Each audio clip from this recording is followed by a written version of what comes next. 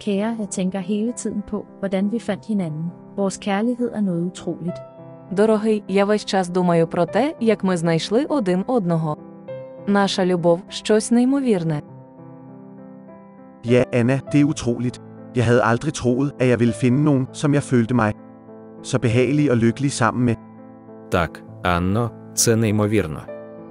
Я ніколи не думав, що знайду когось, з ким мені буде так комфортно і щасливо. Husker du den første aften, hvor vi talte om alt muligt, og tiden fløj bare afsted? Пам'ятаєш той перший наш вечір, коли ми говорили про всі можливі речі, і час просто летів? Selvfølgelig, den aften blev starten på noget særligt. Du er min bedste ven og elskede på samme tid. Звісно. Той вечір став початком чогось особливого.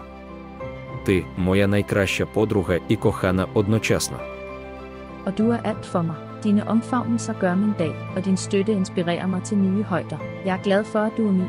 І ти моє все. Твої обійми роблять мій день, а твоя підтримка надихає на нові висоти. Я щаслива, що ти мій.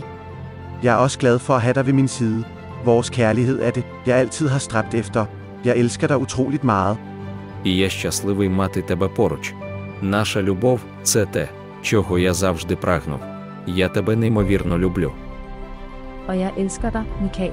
Vores gensidige kærlighed er den bedste skat i mit liv. І я тебе, Михайло. Наша взаємна любов – це найкращий скарб у моєму житті.